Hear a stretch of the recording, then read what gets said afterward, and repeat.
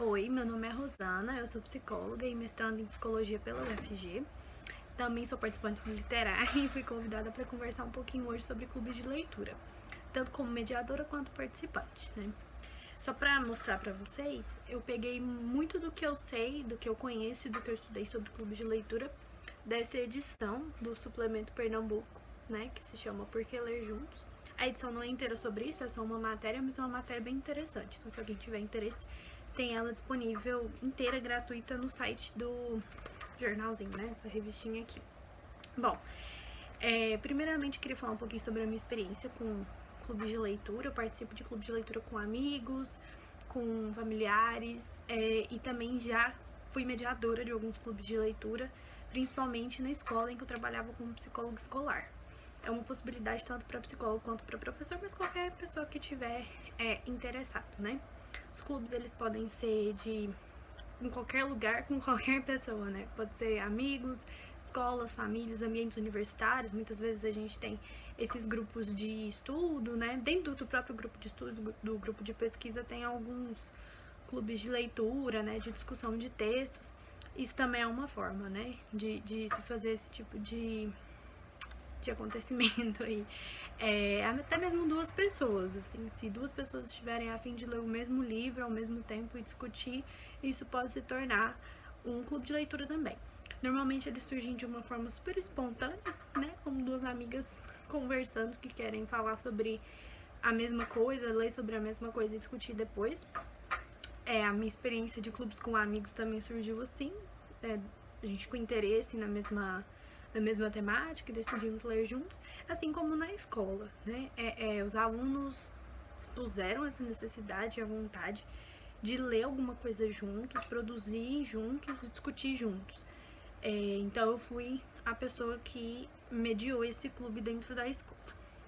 Bom, a principal coisa, né, dos clubes de leitura, alguém pode pensar, né, que é bem o título dessa reportagem aqui, né, é por que ler juntos, né, qual a diferença entre ler separado, ler sozinho e ler com alguém, discutir com alguém. E a resposta é bem simples, né? Que pensando no projeto de sociedade que a gente tem hoje, né? Que é bem segregada, individualizada, separada. Estar em contato, em convivência e em troca é uma atitude muito rica, né? E lembra o que o Paulo Freire sempre comenta sobre convivência, né? A importância da gente buscar ser e estar e discutir e estar presente com o outro. A leitura em si, né, é uma atividade que pressupõe que você fique em silêncio, né, em isolamento, para que ela possa acontecer. Mas pensando no momento da pandemia, né, principalmente nele, não só nele, mas principalmente, e nesse cenário complexo do que vai acontecer depois, que a gente ainda não sabe, a gente precisa criar algumas estratégias para estarmos juntos para além da presença física, né? O clube da escola, né, que funcionou na escola, ele foi presencial, mas os que eu participo atualmente não são. E tem sido uma das coisas mais presenciais, querendo ou não, que a gente tem, né? Porque são pessoas fazendo a mesma coisa ao mesmo tempo e depois discutindo sobre esse mesmo tópico, né? Então acaba que forma uma ponte de conexão e de convívio.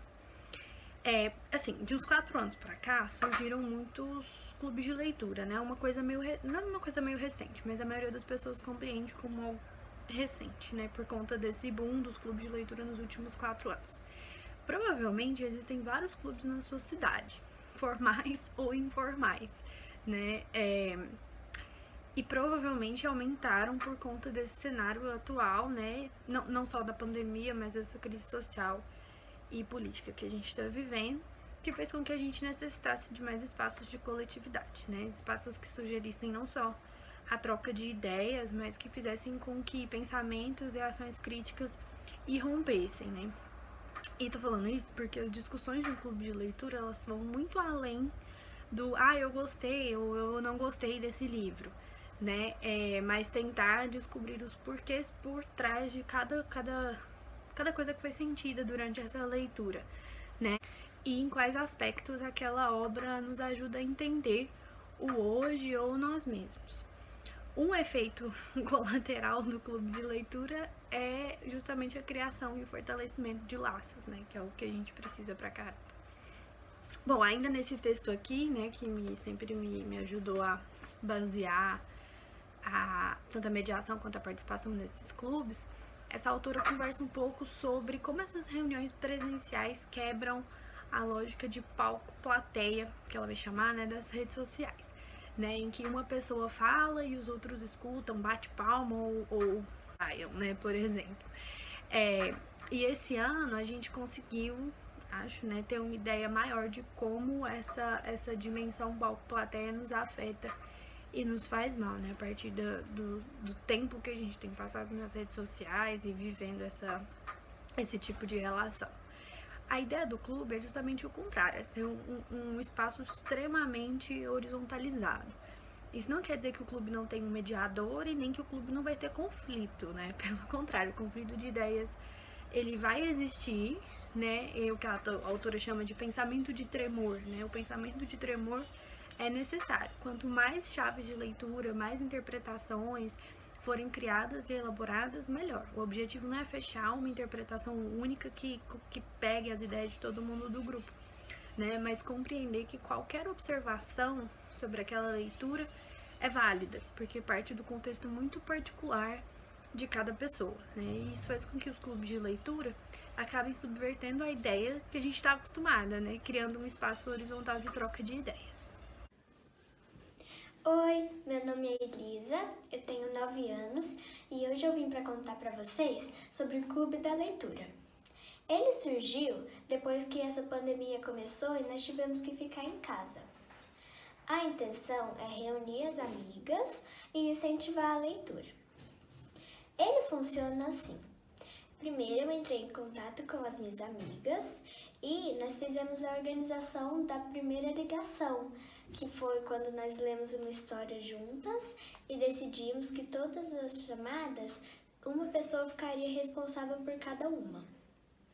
A ideia é boa porque é divertido e faz ideias novas, como escrever um livro coletivo.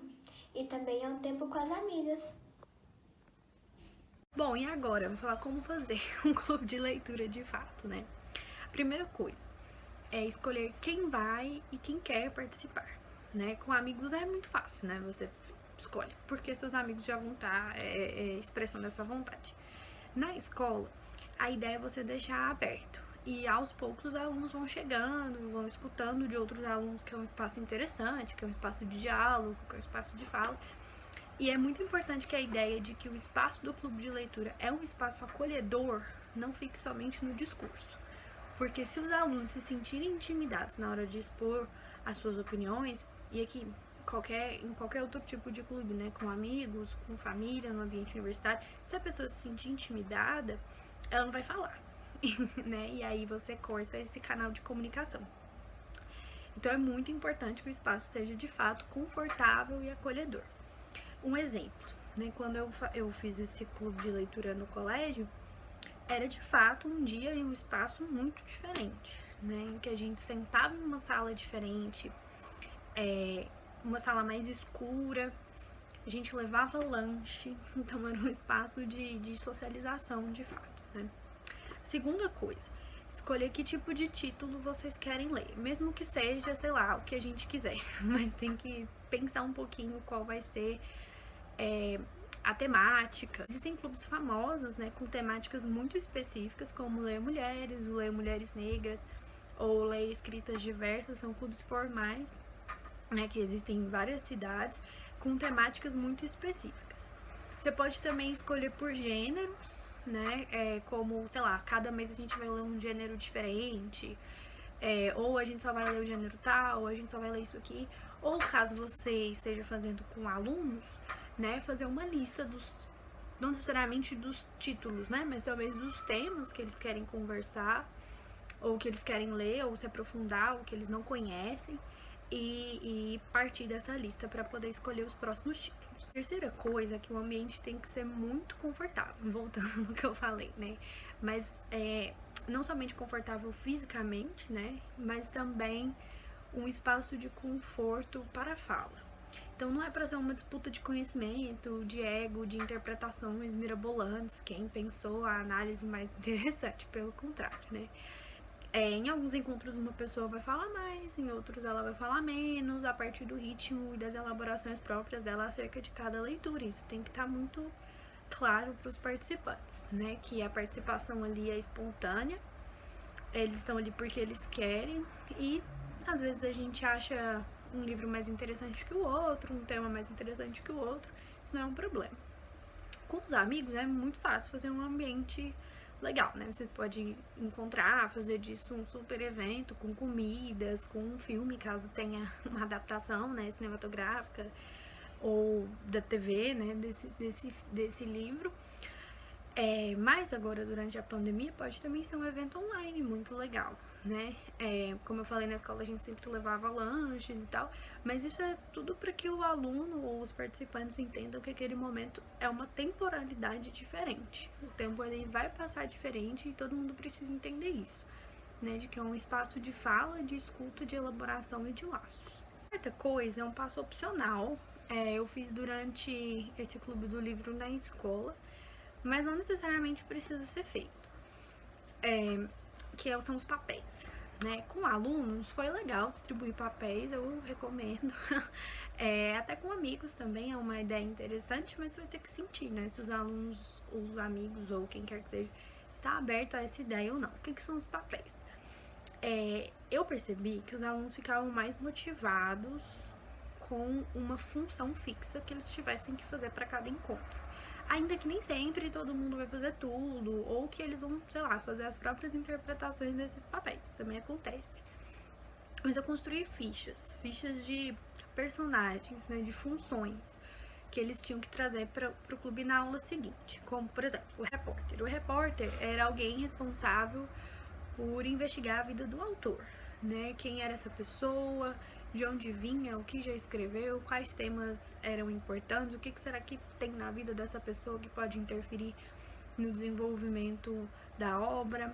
Tinha o guia turístico que fazia uma investigação histórica mesmo sobre o contexto histórico, tanto da obra quando ela foi escrita, quanto do período de tempo em que ela se passava.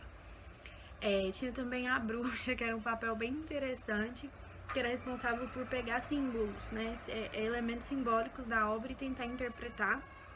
E aí, assim, pode criar inúmeros, né? Mas normalmente eu gostava de deixar uma pessoa sempre responsável por fazer um resumo inicial do livro ou dos capítulos, né, que fossem lidos para aquele dia. Uma pessoa sempre responsável também por fazer essa coisa do contexto histórico, até porque tem alguns livros que mudam, né, de contexto durante a própria obra, alguns que são gerações, enfim. O do símbolo sempre também. E você pode deixar alguns papéis mais livres, como alguém para poder colocar as partes mais interessantes que ela achou, só poder falar partes interessantes, partes que ela acha que vão ser importantes para o desenvolvimento do enredo. Uma pessoa para... deixava também uma pessoa para fazer uma produção artística, qualquer que quisesse, sobre o que leu. Então a pessoa poderia fazer um desenho, poderia fazer um poema, poderia, sei lá, uma colagem, o que quer que tivesse afim sobre aquela história. É interessante também fazer, pegar uma pessoa para poder ser o dicionário ali. E pegar palavras que às vezes o grupo não saiba, palavras novas, ou palavras que podem ser importantes, assim, tentar perceber palavras que se repetem, né, durante o livro e tudo mais. Os alunos escolhiam quem eles queriam ser, mas era necessário que variasse sempre, né? Uma pessoa não ficava com a mesma função o livro todo, pelo contrário, né? Então é interessante deixar aberto a escolha desses papéis, mas sabendo que esses papéis vão sempre variar. E o papel de mediador também. Uma pessoa também era o mediador, né? Então não necessariamente eu era mediadora. Eu era mediadora meio que em teoria, e aí tinha um aluno que fazia a mediação das conversas e o desenvolvimento da discussão. O papel de mediador também variava. Outra coisa. 5, né? Caso o seu clube tenha um mediador, porque tem clubes que também não tem mediador, né? É super horizontalizado. Então não tem nenhuma pessoa mediando a discussão. Caso tenha, e caso ele seja você, é legal preparar um caminho para essa conversa, principalmente se ela for com alunos, né? 90% das vezes, isso é um dado tirado por mim, você não vai conseguir seguir esse caminho que você delimitou, porque os alunos ou amigos vão levar a discussão para outros lugares. Mas é legal ter, para caso seja um dia mais árido ali, as pessoas estejam mais cansadas, caso aquelas partes não foram tão interessantes, caso a discussão tenha se perdido demais também, porque às vezes as pessoas viajam muito nas discussões, então para retornar para esse ponto. E também porque caso a gente não tome cuidado, né, o grupo pode se tornar um grupo terapêutico, né? E esse não é o objetivo do Clube do Livro. E o último, né, por fim, definir tanto a periodicidade dos encontros, quanto em quanto tempo vocês vão se encontrar e conversar, a partir de um ritmo que seja comum entre os participantes e o quanto vai ser lido, né? Então, não necessariamente você precisa ler o livro inteiro para discussão, talvez você decida em, sei lá, metade do livro, X páginas, X capítulos. Oi, gente, tudo bem? Meu nome é Ana Vitória e eu tenho 10 anos. Eu participei do Clube da Leitura e eu gostei muito. A gente lê livros, fazemos livros, estudamos sobre autores, é muito legal. Então, eu acho muito legal e uma dica para vocês é vocês começarem conversando com as amigas para ver uma ligação também para falar com elas. Então é isso, gente. Tchau! Bom, por fim, né, eu só queria lembrar que os encontros de Clube do Livro são agora mais do que nunca focos e espaços para quem acredita na literatura como uma construção de subjetividade, né? Para quem acredita nisso, estar perto, estar junto. Esse ano de 2020 e o próximo, né, o ano de 2021, que ainda é uma incógnita para nós, precisa desses espaços de convivência e de contemplação de ideias.